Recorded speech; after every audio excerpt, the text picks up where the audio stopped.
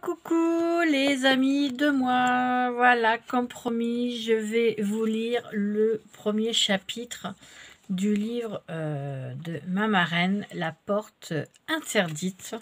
Alors j'espère pouvoir m'en sortir parce que c'est la première fois que je vais le faire. Alors, comme je vous ai dit, je ne suis pas douée niveau informatique, vidéo, pour faire quelque chose de bien. Donc, je vous bascule sur mes mains et on va lire ensemble. Voilà. Donc, vous verrez que ça, en fait. Alors, relaxez-vous, détendez-vous, fermez les yeux. Il n'y a plus qu'à écouter. Alors, la porte interdite, chapitre 1. Eric, viens manger. Il est tard. Oui, maman, je viens. Annie contempla son petit garçon. Âgé de 5 ans, c'était un enfant docile. Il avait les cheveux bruns et de grands yeux marrons. Il était d'un tempérament sage et obéissant. Annie était mariée depuis 7 ans. 1 an après leur mariage, le couple décida d'avoir un enfant, et ce fut ce petit bonhomme qui entra dans la famille de Montfort, un beau matin de printemps. Michel, l'époux d'Annie, était issu d'une famille aisée. À la mort prématurée de son père, Michel se retrouva à la tête de l'entreprise familiale. C'était une usine importante de fabrication d'accessoires de voitures et véhicules de toutes sortes. À l'âge de 31 ans, il se retrouva président-directeur général de cette usine.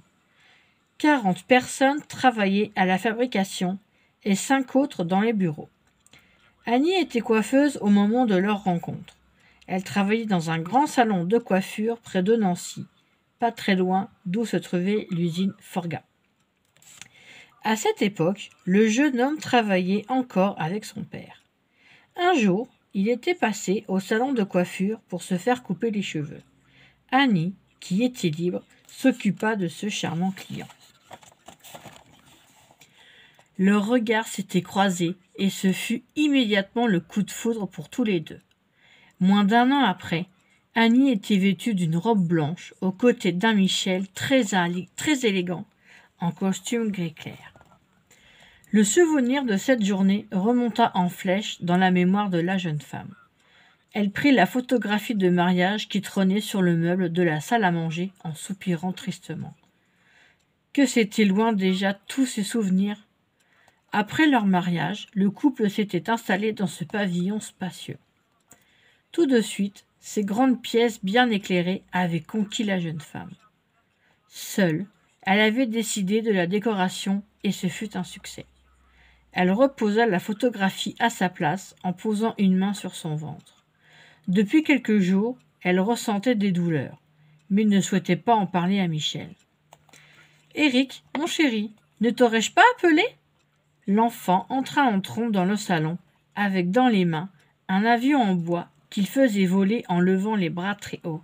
« Regarde, maman, c'est l'avion que m'a offert mamie. »« Oui, dit Annie, attirant l'enfant contre elle en lui appliquant un gros baiser sur ses joues rondes.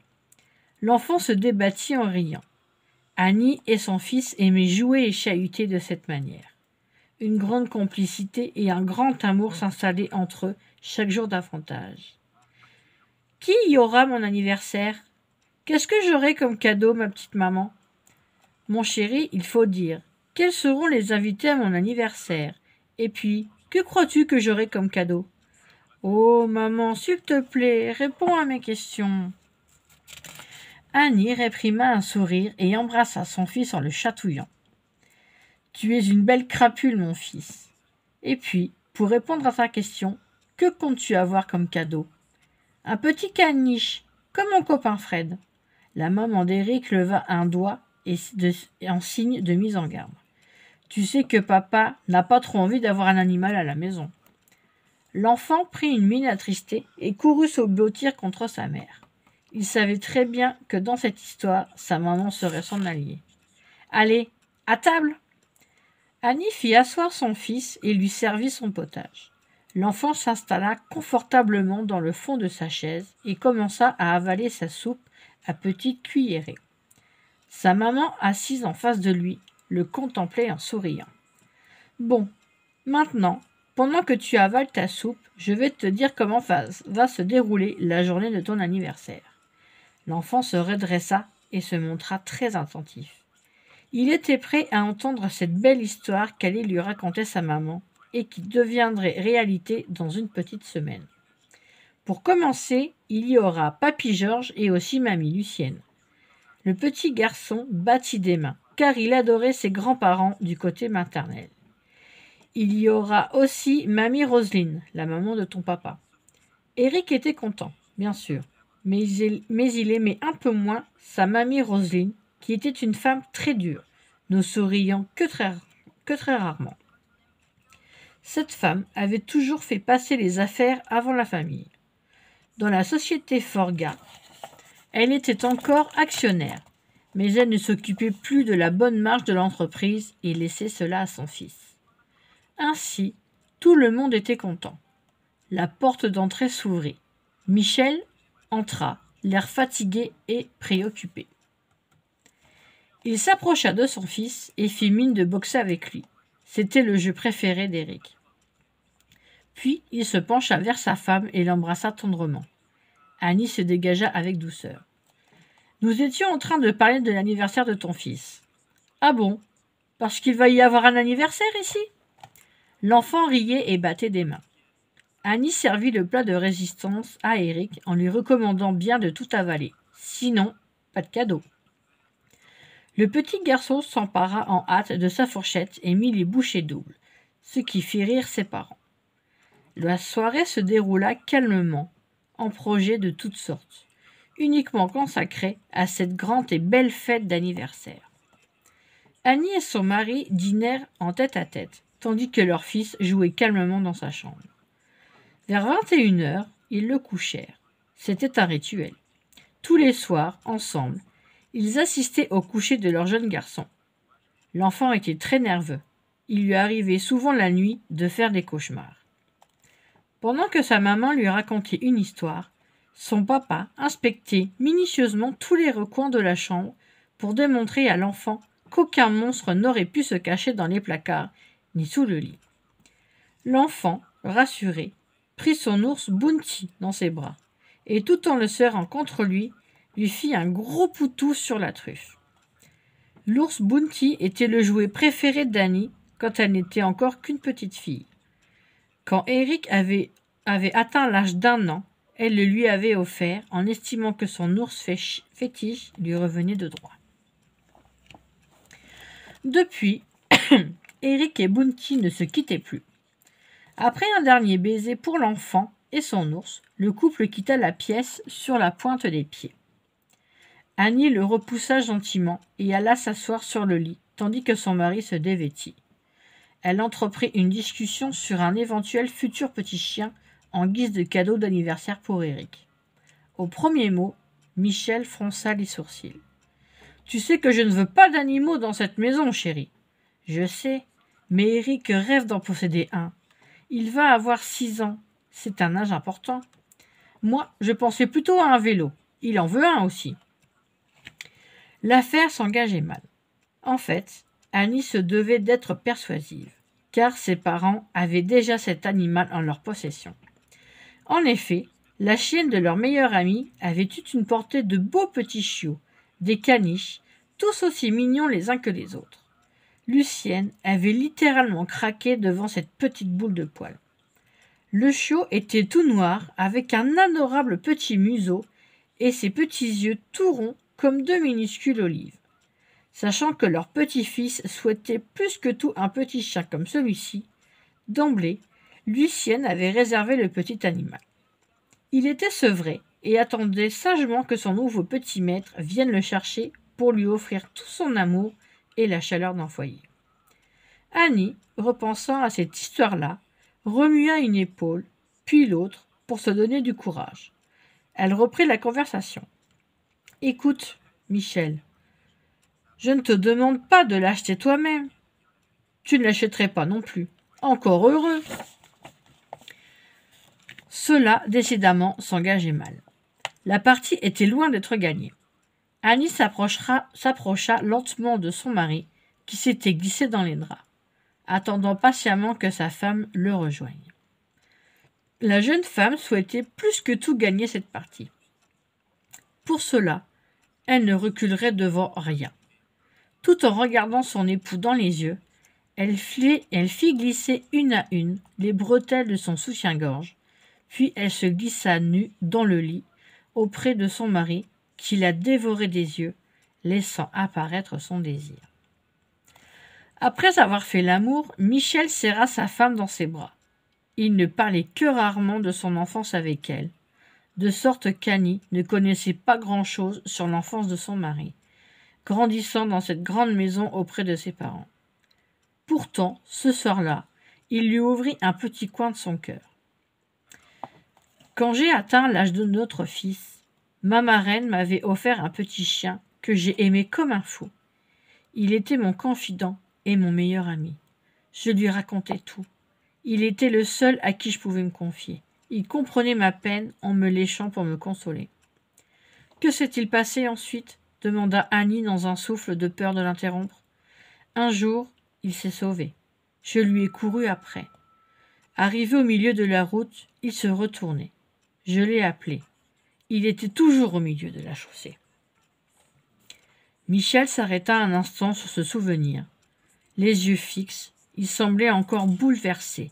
Il reprit son récit. Annie était captivée par cette histoire qu'elle ne connaissait pas. « Quand je l'ai appelé, continua Michel, il a fait demi-tour pour me rejoindre. Un camion est arrivé. Michel se cacha la figure dans les mains pour chasser cette vision d'horreur qui semblait encore le hanter.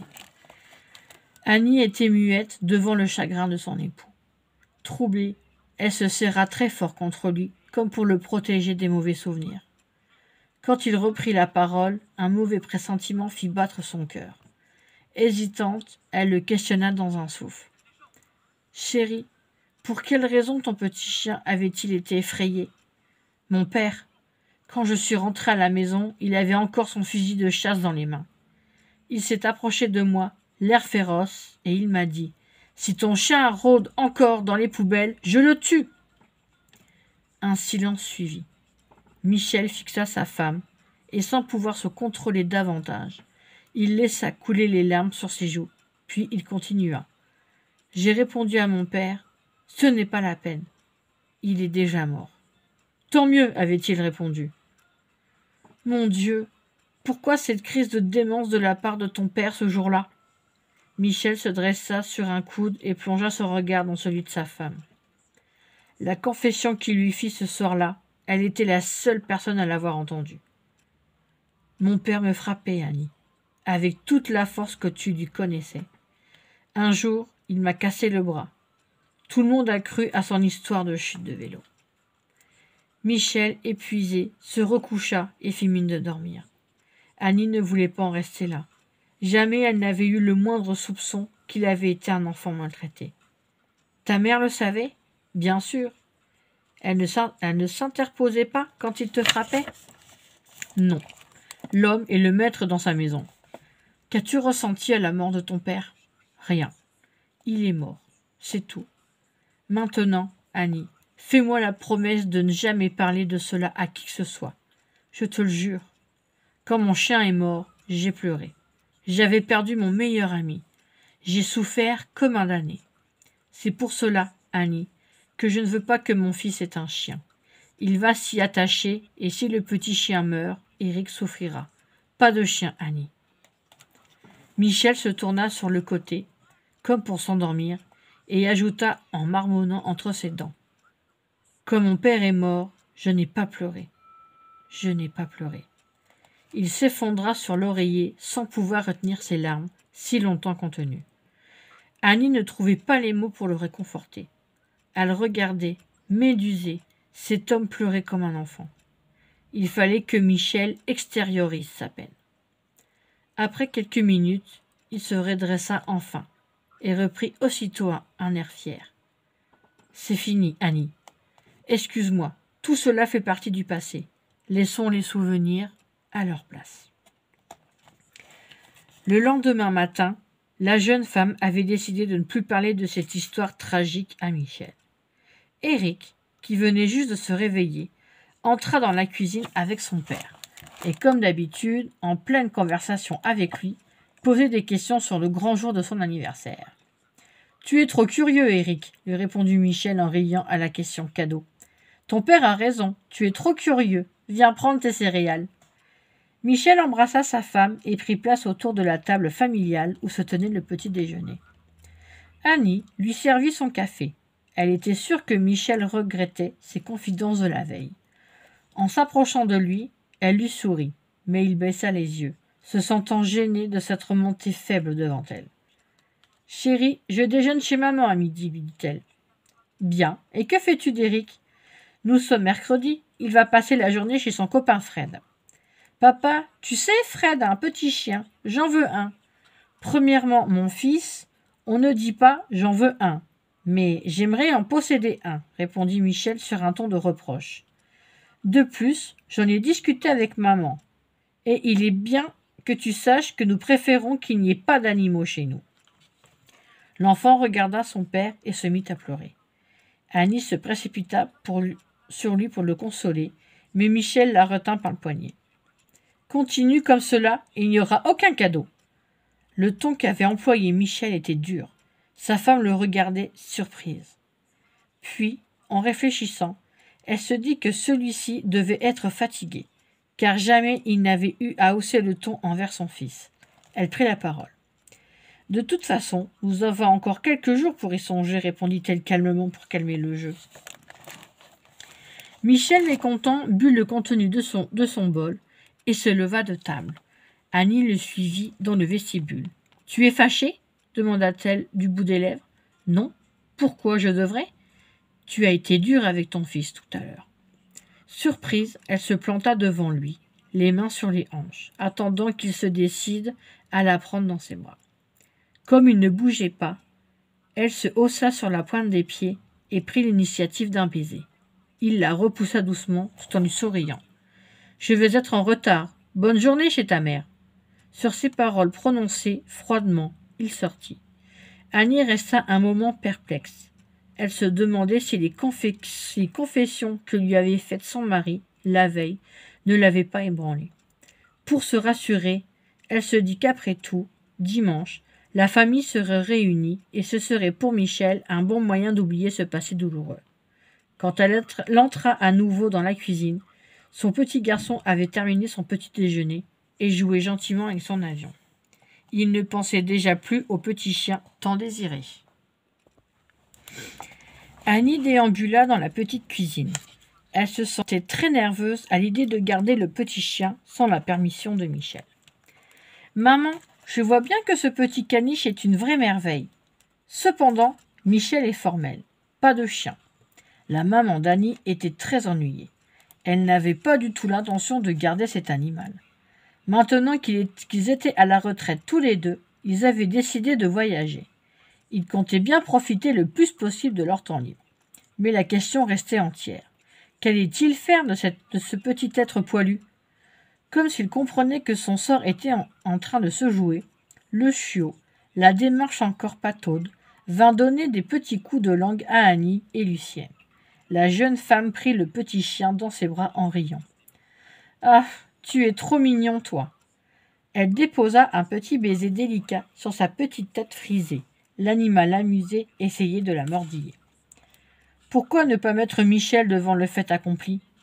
Annie reposa l'animal, qui partit aussitôt faire un petit pipi sur le sol. Réprimandé par les deux femmes, il alla tout penaud dans son petit panier en osier et se coucha en rond pour s'endormir immédiatement. « Non, maman, jamais je ne ferai une chose pareille à mon mari. Éric sera déçu sur le moment, et puis il oubliera. C'est bien ma fille. Mais que faire de ce petit chien alors ? Ne t'inquiète pas, nous allons lui trouver un maître. » Lucienne tournait en rond dans la petite cuisine. Tout en essuyant les dégâts de son nouveau pensionnaire, elle regrettait tout haut son initiative. « Si j'avais pu prévoir cela, je voulais juste faire plaisir à mon petit-fils, tu comprends ? Ta belle-mère offre toujours des cadeaux hors de prix. Je me suis dit que pour une fois, elle ne me volerait pas la vedette. Maman, tes cadeaux sont toujours appréciés par Éric. Ne te mine donc pas comme cela, tout va bien se passer. Annie enfila sa veste, prit son sac à main, puis s'approchant de sa mère, lui fit un gros câlin. Papa est encore dans le jardin. Il devrait se ménager un peu. Depuis sa dernière crise cardiaque, il devrait faire plus attention à lui. Cela, ma fille, il faudrait le lui dire. Tu sais à quel point papa est. Annie tapa au carreau de la fenêtre pour lui faire signe. Quand elle s'en allait, il lui envoya un baiser avec sa main. Annie replongea un instant dans le passé. Elle revit son enfance heureuse entre ces deux êtres vieillissants, tout doucement. Elle se demanda comment un père pouvait brutaliser son enfant, comme l'avait fait le père de Michel. Le plus incroyable était que toutes ces années, il avait gardé le secret. Cette pensée attrista un instant la jeune femme. Elle était persuadée que, sachant la vérité, sa vie de couple aurait été différente. Elle soupira et partit embrasser sa mère, qui était déjà retournée à ses fourneaux. « Au revoir, maman. Ne t'en faites pas trop pour le chien. Je suis certaine que nous allons lui trouver une gentille famille qui saura l'aimer. » Sur la route du retour, Annie s'arrêta pour prendre Eric chez son copain. Quand elle stationna la voiture devant la maison, elle descendit du véhicule intriguée. Une jeune femme rousse l'attendait sur le perron. Elle était grande, mince, et fumait une cigarette. Annie ne connaissait pas du tout cette personne. « Qui c'est, maman ?» interrogea Eric. « On ne dit pas qui c'est, mais qui est-ce ? Et pour répondre à ta question, je ne sais pas qui est cette personne. Nous allons bientôt être renseignés. » Annie et son fils s'avancèrent dans l'allée à la rencontre de l'inconnu. Quand ils furent près d'elle, Annie se mit aussitôt sur ses gardes en prenant un air hautain. « Madame, vous désirez ? Êtes-vous madame de Montfort ?» La maîtresse des lieux toisa ses trousses, qui ne lui plaisaient pas du tout. Elle lui répondit sèchement. « Jusqu'à preuve du contraire, oui. Puis-je vous parler en privé, si possible ?» Cette fois, Annie était certaine que cette femme ne pouvait être qu'une source d'ennui. Son intuition ne la trompait que très rarement. L'intruse, effrontée, tout à fait à l'aise, souriait. Son regard balayait le grand terrain, puis la maison d'Annie. « Vous avez une bien belle maison, madame. Tu dois être content, Eric, de vivre là. » Annie sursauta. Comment cette femme connaissait-elle le prénom de son petit garçon ? Elle appuya un regard soupçonneux sur cet inconnu. « Vous connaissez mon fils ? » ?»« Juste son prénom. »« Et vous ? C'est Annie, je crois. »« Eric, va jouer, mon chéri. Je crois que madame et moi devons avoir une conversation. » Annie précéda la femme rousse dans la maison. L'inconnu s'extasia sur la décoration des pièces et félicita la propriétaire sur son bon goût. Annie se sentit agacée. Elle avait hâte d'en finir avec cet effronté et lui demanda sans transition le véritable motif de cette visite inopinée. D'un geste large, elle la fit asseoir dans un des grands fauteuils de cuir du salon, mais ne lui proposa ni thé ni café. « Je vous écoute, madame. Je souhaite vous parler d'un ami commun. Quand je dis ami, il faut comprendre très proche. » Annie, le cœur battant à tout rompre, commençait cependant à entrevoir un peu le vilain jeu de cette femme. Elle croisa les jambes pour se donner une contenance. L'inconnu sortit de son sac un paquet de cigarettes et en prit une et poliment en offrit une à Annie, qui refusa d'un signe de tête, tout en lui tendant un cendrier. « Alors, madame, si nous allions au fait, je vous prie, dit-elle agacée. « Le fait est, madame, que je souhaitais vous parler de Michel, répondit-elle sur un ton familier. Cette fois, la mesure était comble. Annie se mit en colère. Il s'agissait sans doute de quelqu'un qui venait lui faire écho des méchancetés dues à la jalousie de certaines personnes. La jeune femme rousse se leva très souplement et s'approcha d'Annie, la démarche légère. Elle était vêtue d'une jupe noire très courte qui dévoilait ses cuisses et d'un pull-over blanc moulant sa poitrine en la mettant en valeur. « Madame de Montfort, je suis la maîtresse de Michel, votre mari. » Cette révélation eut l'effet d'une nuit. La jeune femme ressentit un malaise et ses oreilles se mirent à bourdonner. Une envie de vomir se fit sentir. Pourtant, elle essaya de toutes ses forces de se contrôler devant cette femme. « Aspirant une grande bouffée d'air pur, non, une grande bouffée d'air pour se donner du courage, elle se leva à son tour et fit face à cet effronté. Elle la fixa d'un regard méprisant en lui répliquant sèchement. « Pour commencer, je vous interdis formellement d'appeler mon époux par son prénom. Ensuite, me croyez-vous assez naïf pour avaler votre tissu de mensonges ? Ce n'est pas un mensonge et vous le savez très bien, madame. Maintenant, si vous doutez de ma parole, pourquoi ne pas le demander à votre mari ? Sachez pourtant que nous avons l'intention de vivre ensemble. Michel, pardon, je veux dire monsieur de Montfort, manque totalement de courage pour vous l'avouer lui-même. Souhaitez-vous plus de détails ? Ce que je souhaite maintenant, madame, c'est que vous sortiez de chez moi. Votre nom m'échappe complètement, madame Jessica Porter. Eh bien, Jessica Porter, dehors !» Folle de rage, ne se contenant plus, elle saisit l'inconnue par le bras et la fit sortir de force du salon.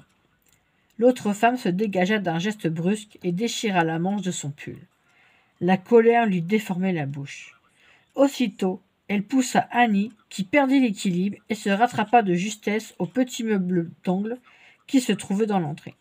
Au même moment, Eric entra, étonné en regardant les deux femmes à tour de rôle. Devant son fils, Annie essaya de contrôler ses nerfs. « Je pars, madame de Montfort, mais je vous fais la promesse que nous nous reverrons bientôt. » Puis, en souriant à l'enfant, elle ajouta « Au revoir, mon petit Eric. Sortez, madame, et je vous prie de laisser mon fils tranquille. » D'un geste brusque, elle ouvrit la porte d'entrée qui lui échappa, claquant avec un bruit mat contre le mur. Quand Jessica Porter fut sortie, Annie referma la porte de toutes ses forces. Eric, très surpris par ce geste de colère venant de sa maman, habituellement si douce, la regarda avec ses grands yeux effarés. « Qu'est-ce qui se passe, maman ? Qui est cette jolie dame ? Pourquoi tu es en colère ?» Devant cette avalanche de questions, Annie laissa tomber sa colère comme un manteau trop lourd. Elle s'agenouilla près de son fils pour se mettre à sa hauteur et le pressa contre son cœur. « Ce n'est rien, mon chéri. Et puis, cette dame n'est pas si jolie, répondit-elle en manquant totalement d'objectivité. La peine et la déception remplaçaient la colère. La jeune femme exigerait une explication rationnelle de son mari après l'anniversaire d'Éric. Cet enfant attendait cet événement impatiemment. Elle ne voulait pas lui gâcher son plaisir. « Va jouer, Éric, j'ai un coup de fil important à passer. » L'enfant repartit jouer dans le jardin. Par la fenêtre, Annie contempla son enfant qui s'éloignait en imitant le bruit d'un avion imaginaire. La jeune femme se demanda comment elle allait gérer ce problème. Comment allait-elle réagir si Michel reconnaissait les faits et souhaitait effectivement refaire sa vie avec cette femme? Dans tous les cas, Annie n'accepterait jamais une situation ambiguë. Décidée, elle se dirigea droit vers le téléphone et composa le numéro souhaité. « Allô, maman ? C'est Annie. Je te téléphone pour donner mon accord au sujet du petit chien. Emmène-le dimanche. » Ce soir-là, quand Michel franchit le seuil de la porte d'entrée, il trouva sa femme alitée avec une forte migraine. C'est Éric qui lui a appris la nouvelle. L'enfant regardait un dessin animé à la télévision, bien sagement. Michel gravit l'escalier qui menait à l'étage et entra doucement dans la chambre à coucher. Il s'approcha du lit avec précaution. Dans la pénombre de la chambre, il distinguait à peine sa femme allongée. « Cela ne va pas, ma pauvre chérie ? Éric me dit que tu souffres d'une migraine qui t'a contrainte à t'aliter. » Tout en parlant, il se pencha sur sa femme pour l'embrasser. Elle tourna la tête prestement et son baiser s'abattit dans le vide. « J'ai la migraine, en effet, » dit-elle, faisant un effort pour ne pas lui sauter au visage. « Veux-tu que nous fassions venir le médecin ?» dit-il, étonné du ton employé par sa femme pour lui répondre. « Non, je te demanderai juste de t'occuper de notre fils ce soir. Il doit mourir de faim. » Michel préféra ne pas insister et sortit de la chambre aussi discrètement et silencieusement qu'il y était entré, pour ne pas déranger sa femme. Annie ferma les yeux un moment. Elle ne menta pas. Une atroce migraine lui enserrait les tempes. Ses joues étaient brûlantes. Elle avait sûrement de la fièvre. Dormir était la seule solution pour l'instant. Elle entendit au rez-de-chaussée des bruits de voix, celles de son mari et de son fils. Annie serra très fort les mâchoires, si fort qu'elle en ressentit une douleur. Traître! Cependant, épuisée, la jeune femme se laissa couler comme un plomb dans l'eau dans les profondeurs du sommeil. Cette nuit-là fut peuplée de cauchemars de toutes sortes.